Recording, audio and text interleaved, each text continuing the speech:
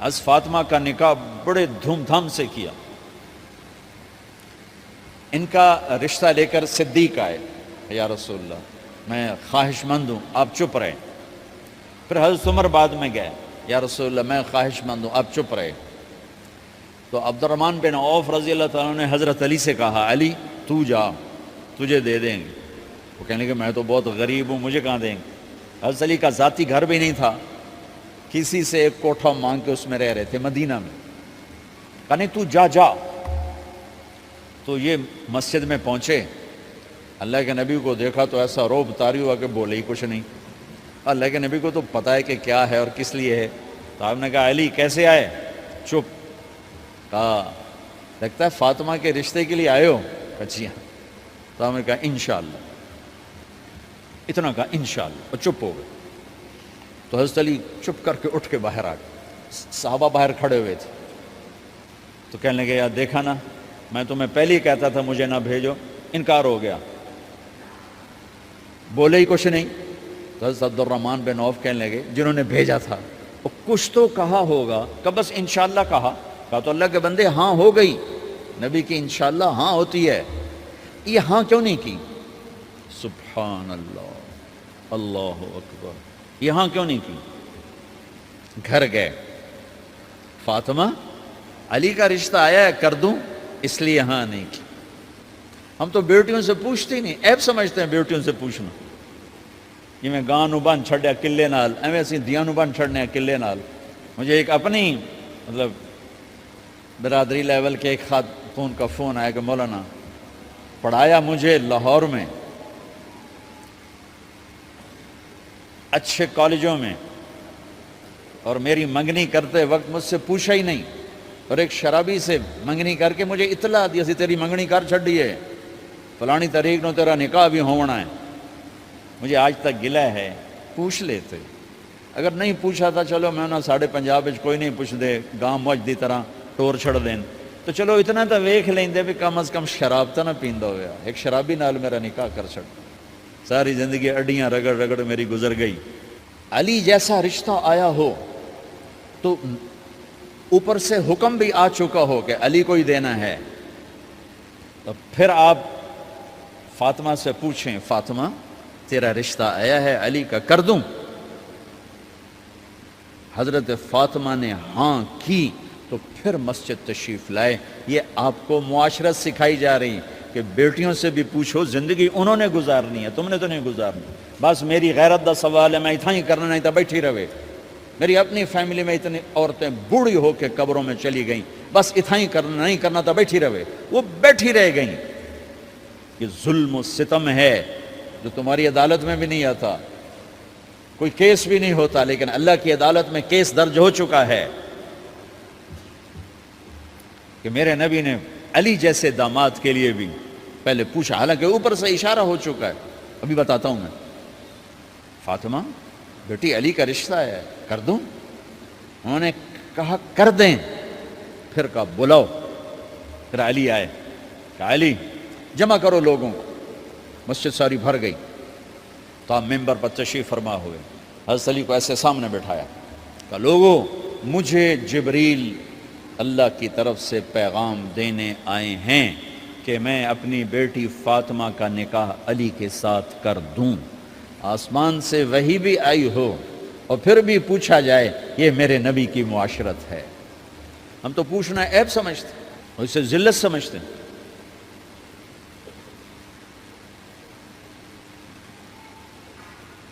پھر آپ نے اتنا بڑا اہتمام کیا. مسجد نبوی پرانی جو آپ کے زمانے کی تھی, بہت بڑا ہال تھا, اس کا بھرا ہوا تھا. آپ نے سب کو شہد کا شربت پلایا, خود نکاح پڑھایا, نکاح کا خطبہ پڑھ کیا. پھر کہا علی میں نے فاطمہ بنت محمد کو 400 درم مہر کے عوض تمہارے نکاح میں دیا, تو نے قبول کیا؟ انہوں نے کہا جی میں نے قبول کیا, اور سجدے میں چلے گئے اور زور سے دعا مانگی, رب اوزعنی ان اشکر نعمتک التی انعمت علی وعلی والدی وان اعمل صالحا ترضاہ واصلح لی فی ذریتی انی تبت الیک واننی من من المسلمین، میرے نبی نے کہا آمین، زور سے کہا آمین، نکاح ہو گیا۔ رخصتی ہوئی 6 مہینے بعد، 1 مہینے بعد، 1 سال بعد، 3 روایات ہیں، فوراً 4 روایات، لیکن زیادہ صحیح ہے دیر کے بعد، فوراً نہیں ہوئی، کچھ عرصے کے بعد رخصتی ہوئی۔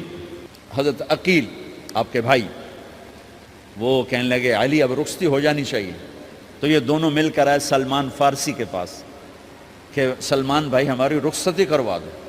سلمان فارسی کا بڑا احترام تھا، انہوں نے جا کر بات کی ام سلمہ رضی اللہ تعالیٰ عنہ سے۔ ام سلمہ نے بات کی اللہ کے نبی سے، کہا ہاں ہاں آ جائے، لے جائے، آ جائے لے جائے۔ تو علی رضی اللہ تعالیٰ عنہ اپنی اونٹنی لے کر آئے، تو حضرت علی کا گھر وہ کرائے پر گھر تھا ایک کونے پر، تو وہاں اسماء بنت امیس اور ام ایمن گئیں اور اس کے فرش کو لیول کیا، فرش میں سرخ مٹی ڈال کے اس کو لیول کیا اور دیواروں کی پوچا پاچی کی اور وہاں کھوٹیاں لگائیں کپڑے ٹانگنے کے لیے۔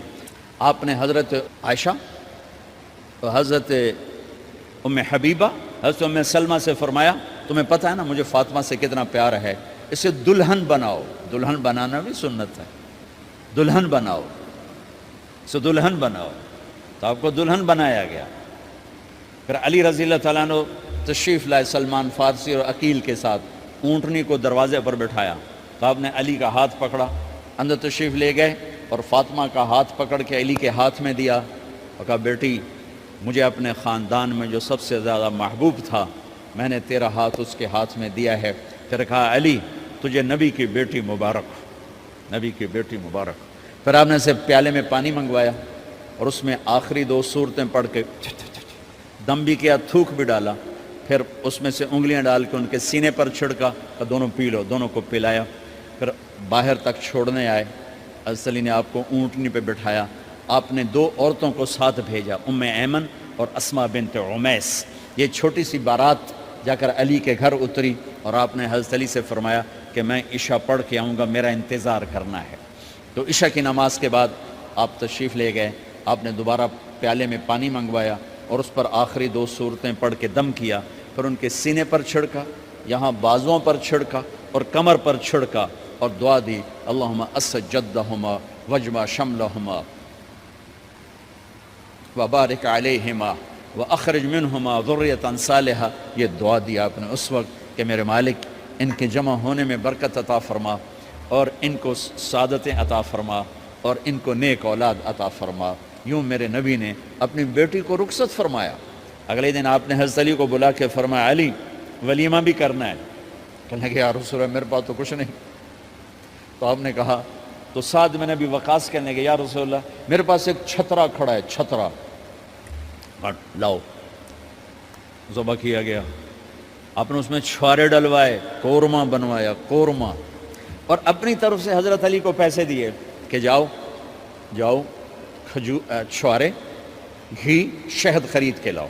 تو علی رضی اللہ تعالیٰ نے 5 درم کے چھوارے خریدے اور 3 درم کا شہد خریدا اور 1 درم کا گھی خریدا، 9 درم تھے ٹوٹل۔ تو آپ نے کافی سارا آ گیا تو چھواروں کی گٹھلیاں نکلوا کے ان کو پسوایا، پھر شہد اور گھی میں ملایا اور ایک سویٹ ڈش تیار کی اور اس کو حضرت علی کے ولیمے میں آپ نے اپنی طرف سے پیش کیا۔ تو اس دن تازہ روٹی جو کی پکائی گئی اور دیگ پر میرے نبی خود بیٹھے کھانا کھلانے، تقسیم کرنے خود بیٹھے۔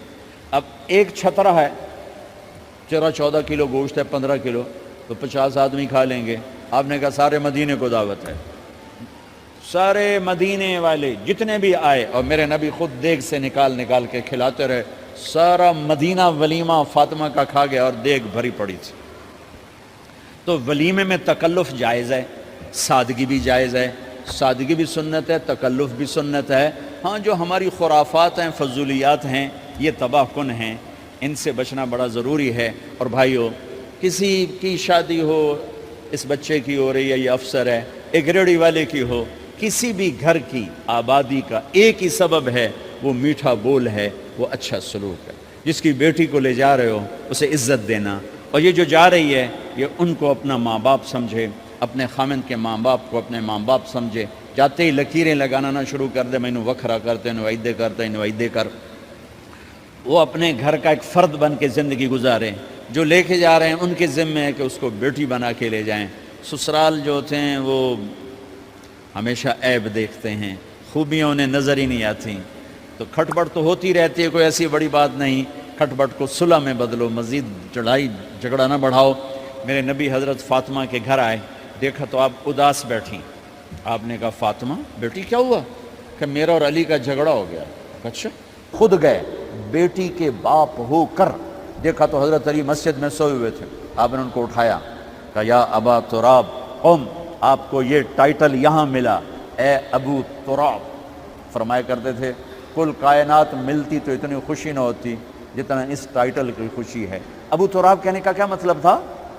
کہ اظہار محبت کے لیے ایسے ٹائٹل دیے جاتے تھے، تو ابو تراب کہہ کر یہ میسج دیا کہ میاں بیوی کی لڑائی ہوتی رہتی ہے، میں تجھ سے ویسے ہی محبت کرتا ہوں جیسے پہلے کرتا تھا، یہ میسج دیا اس نے۔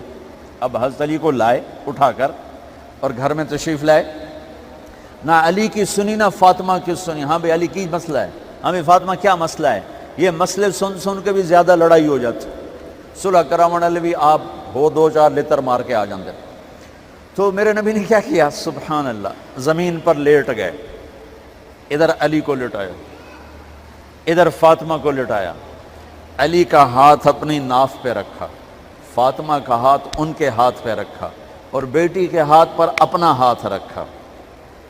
پھر فرمایا کہو ہماری صلح ہو گئی، علی کہو، فاطمہ کہو۔ دونوں نے کہا ہماری صلح ہو گئی۔ آپ اٹھے، خوش خوش باہر آئے، چہرہ ایسے گلاب کے پھول کی طرح۔ صحابہ نے عرض کی یا رسول اللہ آج آپ بڑے خوش نظر آ رہے ہیں۔ فرمایا علی و فاطمہ کی صلح کرا کے آ رہا ہو۔ تو کھٹ بٹ ہو جانا تو کوئی بڑی بات نہیں ہے، مطلب یہ وہ گھر ہے، میں اس گھر کی کیا تعریف کر سکتا ہوں۔ تو میں آگے کا ایک قول سنا دیتا ہوں ابن عباس کا، کہ جنت میں نور کی چمک اٹھے گی، ساری جنتی کہیں گے یہ نور کیسا نور ہے بھائی جو ساری جنت کے نور پر چھا گیا؟ تو فرشتے بتائیں گے کہ او جنت الفردوس میں علی و فاطمہ بیٹھے ہیں، کسی بات پہ ہنسے ہیں، ان کے دانتوں سے جو نور نکلا ہے اس نے جنت کو روشن کر دیا۔ لیکن کھٹ پٹ یہاں بھی ہو گئی، ان سے بڑا گھر میرے نبی کا ہے، وہاں بھی کھٹ پٹ۔ ایک دفعہ آپ نے حضرت عائشہ سے کہا مجھے پتہ لگ جاتا جب تو مجھ پہ ناراض ہوتی ہے، مجھے پتہ چل جاتا ہے۔ انہوں نے عرض کی یا رسول اللہ آپ کو کیسے پتہ چلتا ہے؟ کہ جب تو مجھ پہ ناراض ہوتی ہے نا تو قسم اٹھاتے ہوئے کہتی ہے ابراہیم کے رب کی قسم، اور جب مجھ پہ راضی ہوتی ہے تو پھر تو قسم اٹھاتے ہوئے کہتی ہے محمد کے رب کی قسم۔ کہ ایسے مجھے پتہ چل جاتا ہے جب تو کہتے ہیں نا ابراہیم کے رب کی قسم، تو مجھے پتہ چل جاتا ہے کوئی کھٹ بٹ ہو گئی ہے۔ تو نبی کے گھر میں بھی ہو جاتی ہے، یہ مسئلہ تو ختم ہوگا جنت میں۔ ہمارے ذمہ ہے کہ ان چیزوں کو کم کریں، یہ ایک میرے نبی کی معاشرت ہے میرے بھائیوں، اسے سیکھو، اسے سمجھو، اسے پڑھو۔ تو بھائیوں میرا نبی ایک زندگی دے کر گیا ہے، یہ چونکہ شادی کا موقع ہے اس کو میں نے تفصیل سے بیان کیا ہے، اس کی تفصیل بیان ہی نہیں کی جاتی۔ یہ اتنی ضروری ہے جتنی نماز ضروری ہے۔ نماز تو 5 وقت پڑھیں گے، زندگی 24 گھنٹے روپ بدل رہی ہے، ہر روپ میں میرا نبی کیا چاہتا ہے اس کو سیکھو، اس کو سمجھو، کرو گے اللہ آپ کو چمکائے گا، بنائے گا۔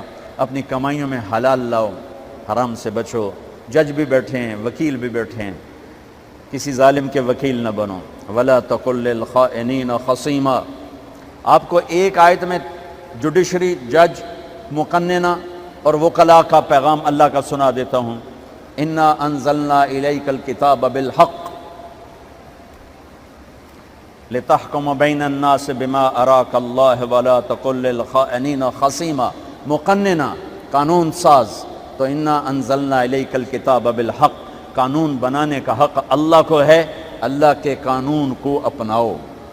آگے جج حضرات، فَحْكُمْ لِتَحْكُمَ بَيْنَ النَّاسِ بِالْحَقِّ، ججوں کو حکم ہے کہ حق فیصلے کرنا، بک نہ جانا، دب نہ جانا، حق کے فیصلے کرنا۔ تیسرا وکلاء کو وَلَا تَقُلْ لِلْخَائِنِينَ خَصِيمًا، ظالم بددیانت کی وکالت کے لیے کھڑے نہ ہو جانا ورنہ مارے جاؤ گے، مرے جاؤ گے۔ وَلَا تَقُلْ لِلْخَائِنِينَ خَصِيمًا۔ ان کے لیے دلائل قائم نہ کرنا ورنہ ہلاک و برباد ہو جاؤ۔